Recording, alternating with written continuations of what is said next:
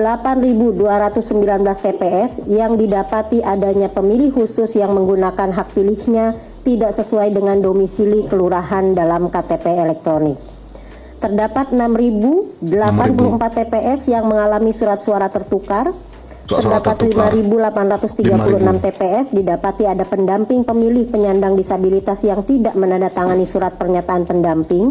Hai guys, jumpa lagi di Bang Jaka Channel. Kali ini seru banget guys, karena kali ini guys Bawaslu membongkar puluhan ribu kecurangan yang terjadi guys saat pemilu 2024 ini guys. Yuk langsung aja guys kita tonton bareng-bareng. Untuk kemudian menyampaikan beberapa hal temuan dari Bawaslu mengenai masalah pemungutan suara dan penghitungan suara. Teman-teman semua, Bawaslu mengidentifikasi 13 permasalahan pada pelaksanaan pemungutan suara dan 6 permasalahan pada pelaksanaan penghitungan suara. Data berdasarkan hasil patroli pengawasan di 38 provinsi yang dituangkan melalui aplikasi Sistem Informasi Pengawasan Pemilu atau Siwaslu hingga 15 Februari pukul 6 pagi hari ini. Tren masalah tersebut adalah sebagai berikut. Mungkin Bu Loli akan membacakan. Silakan Bu Loli. 13 masalah pemungutan suara. 1. Terdapat 37.466 TPS mengalami pembukaan pemungutan suara dimulai lebih dari pukul 7 pagi. Yang kedua, terdapat 12.884 TPS didapati alat bantu disabilitas netra tidak tersedia.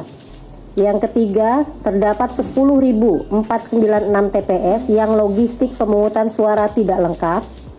Wow. Terdapat 8.219 TPS yang didapati adanya pemilih khusus yang menggunakan hak pilihnya tidak sesuai dengan domisili kelurahan dalam KTP elektronik. Terdapat 6.084 TPS yang mengalami surat suara tertukar. Terdapat 5.836 TPS didapati ada pendamping pemilih penyandang disabilitas yang tidak menandatangani surat pernyataan pendamping. Terdapat 5.449 TPS yang didapati KPPS tidak menjelaskan tentang tata cara pelaksanaan pemungutan dan penghitungan suara.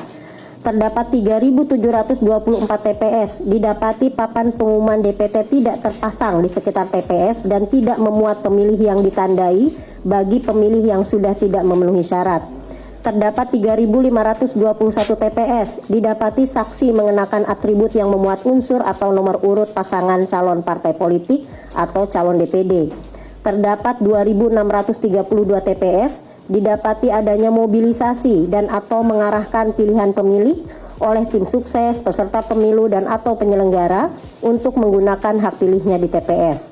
Terdapat 2.509 TPS adanya saksi yang tidak dapat menunjukkan surat mandat tertulis dari tim kampanye atau peserta pemilu. Terdapat 2.413 TPS pemilih menggunakan hak pilihnya lebih dari satu kali. Dan terdapat 2.271 TPS terjadi intimidasi kepada pemilih dan atau kepada penyelenggara pemilu di TPS. 6 masalah pemungutan suara. Kalau tadi masalah pemungutan suara, sekarang 6 masalah penghitungan suara. Terdapat 11.233 TPS adanya sirekap yang tidak dapat diakses oleh pengawas pemilu, saksi dan atau masyarakat. Terdapat 3.463 TPS melakukan penghitungan suara dimulai sebelum waktu pemungutan suara selesai di pukul 1 waktu Indonesia bagian Barat. Terdapat 2.162 TPS adanya ketidaksesuaian jumlah hasil penghitungan surat suara yang sah dan surat suara yang tidak sah dengan jumlah pemilih yang menggunakan hak pilih. Terdapat 1.895 TPS yang didapati pengawas TPS tidak diberikan model C hasil atau salinan. Terdapat 1.888 TPS saksi, pengawas TPS dan warga masyarakat tidak dapat menyaksikan proses penghitungan suara secara jelas. Terdapat 1.473 TPS adanya intimidasi terhadap penyelenggara. Tindak lanjut silahkan Bang Puadi. Wow, banyak banget guys ya kecurangannya. Semua yang disampaikan oleh Pak Bagja dan Bu Loli, ini ada tindak lanjut hasil pengawasan terhadap permasalahan pemungutan suara. Ini sumbernya Metro TV guys ya. Jajaran pengawas pemilu menyampaikan tindak lanjut ada 4 hal ya, tindak lanjut hasil pengawasan Yang pertama, menyampaikan saran kepada KPPS agar pemungutan suara dimulai sesuai waktu pada ketentuan, yaitu pukul 7, serta dapat diselesaikan sesuai dengan waktu yang telah ditentukan oleh peraturan perundang-undangan. Kemudian melengkapi perlengkapan berupa alat bantu disabilitas netra ya di TPS. Kemudian melengkapi adanya logistik pemungutan suara yang tidak lengkap sebelum dimulainya pemungutan suara. Kemudian memastikan pendamping pemilih penyandang disabilitas agar menandatangani surat pernyataan pendamping. Jadi ada formulir model C pendamping KPU. Kemudian menjelaskan kepada pemilih tentang tata cara pelaksanaan pemungutan suara dan penghitungan suara. Dilanjutkan papan pengumuman DPT dipasang di sekitar TPS dan menandai bagi pemilih yang sudah tidak memenuhi syarat, dan memastikan pemilih kasus menggunakan hak pilihnya sesuai dengan domisili kelurahan dalam KTPL dengan memperhatikan nilai-nilai menjaga hak pilih. Kemudian yang kedua, menyampaikan saran kepada saksi agar tidak mengenakan atribut yang memuat unsur atau nomor urut pasangan calon atau partai politik, kemudian atau DPD, dan menunjukkan surat mandat tertulis dari tim kampanye atau peserta pemilu. Yang ketiga, menyampaikan saran kepada para pihak agar tidak melakukan tindakan yang mengarahkan pilihan pemilih dan tidak intimidasi kepada pemilih dan atau penyelenggara pemilu di TPS. Kemudian yang keempat, melakukan pemeriksaan dan pencermatan melalui menyampaikan kepada pengawas pemilu kecamatan untuk memeriksa dan mengkaji dugaan pelanggaran pemilu terhadap pemilih yang menggunakan hak pilih lebih dari 1 kali, dan kemudian menghentikan sementara proses pemungutan suara, menyampaikan kepada Panwas Kecamatan, kemudian pengawas pemilu kecamatan melalui pleno mengenai surat suara yang tertukar dalam rangka mengeluarkan rekomendasi untuk menyelamatkan suara pemilih.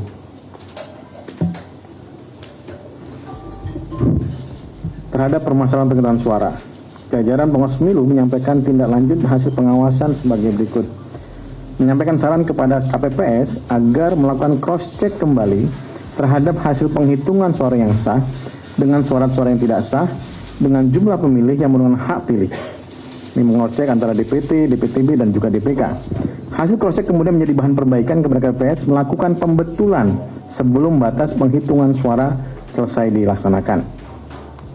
Dan memastikan sirekap tidak dapat diakses oleh pengawas pemilu dan atau masyarakat. Jadi ada yang pada saat penghitungan kita tidak dapat mengakses misalnya sirekap di lapangan. Kemudian menyampaikan saran kepada KPPS, saksi dan masyarakat untuk dapat menyaksikan proses penghitungan secara jelas. Karena di TPS semua proses itu harus terbuka. Tidak ada kemudian dengan alasan gelap kemudian tidak bisa terpantau, tidak bisa terlihat surat suara yang sudah tercoblos atau tidak. Kenapa demikian?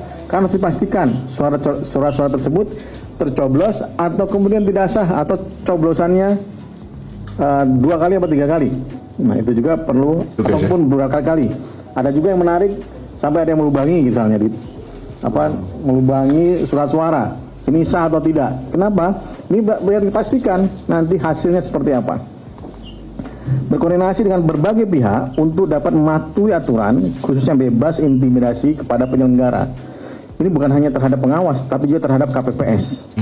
Jadi kami berkoordinasi dengan teman-teman kepolisian dan pihak keamanan agar teman-teman KPPS, teman-teman pengawas TPS itu dilindungi oleh aparat keamanan.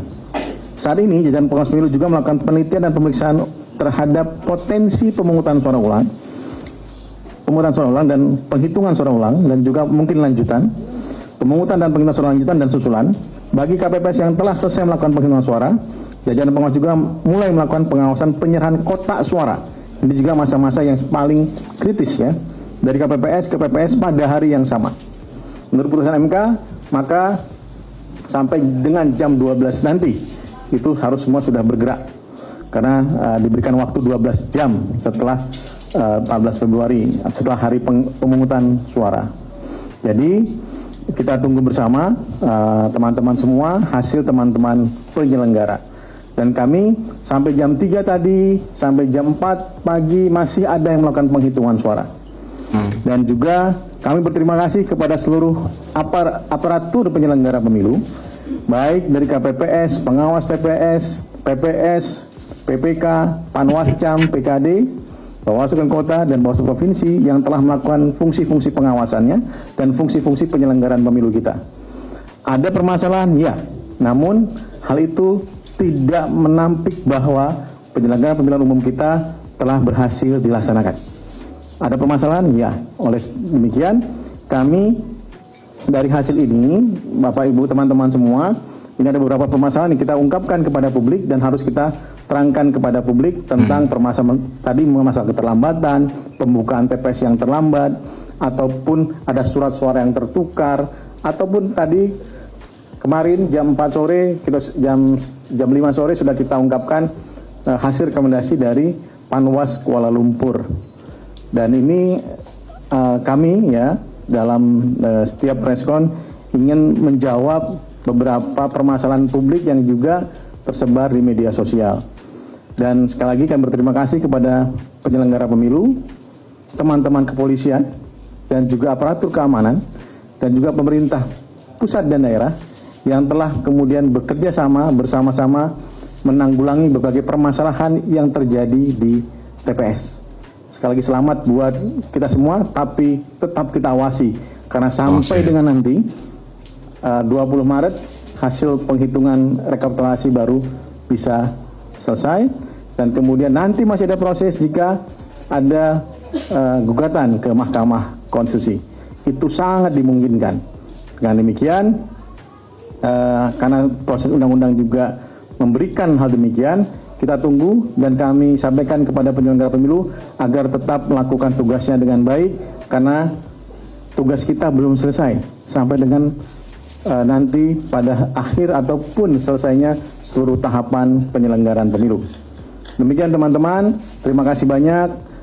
Selamat berjuang kepada teman-teman baik penyelenggara pemilu, peserta pemilu kita yang masih mengawasi, dan juga masyarakat yang masih mengawasi seluruh proses penyelenggaraan pemilu. Terima kasih banyak terhadap perhatian dan kerjasama seluruh warga negara Indonesia terhadap penyelenggaraan pemilu di Indonesia tahun 2024 ini. Terima kasih. Assalamualaikum warahmatullahi wabarakatuh. Selamat pagi, salam sejahtera. Silahkan Pak Vito. Jelajahi cara baru mendapatkan informasi. Wow, nggak nyangka banget guys ya. Ternyata banyak banget ya kecurangan yang terjadi. Di antaranya guys ada 12.000 TPS yang nggak ada alat bantu untuk tunanetra guys ya, untuk memilih. Kemudian ada 10.000 TPS yang nggak lengkap logistiknya. Kemudian terdapat ada 8.000 TPS yang pemilihnya itu nggak sesuai dengan domisili dia di KTP guys. Wow. Kemudian lagi guys 6.000 TPS yang mengalami surat suara tertukar guys. Kemudian guys ada 3.000 TPS yang saksinya tuh pakai atribut partai guys. Nggak nyangka banget, ternyata banyak banget kecurangan yang terjadi guys ya. Mereka itu tega banget ya membuat kecurangan-kecurangan kayak gitu guys ya. Kan itu bisa jadi nggak fair guys ya. Kenapa harus membuat kecurangan seperti itu? Apalagi di saat pemilu, itu kan namanya nggak menghormatin aspirasi rakyat guys ya. Jadi mereka itu memanipulasi pilihan rakyat. Itu dosa banget guys ya hukumnya ya. Nah, bagaimana menurut pendapat kamu guys? Silahkan berikan tanggapan, sanggahan, opini, dan kritik di kolom komentar. Semoga itu bermanfaat banget bagi kita semua dan menjadi referensi yang mantap guys ya. Saya cukupkan video sampai sini dan sampai jumpa lagi di video selanjutnya. Assalamualaikum warahmatullahi wabarakatuh.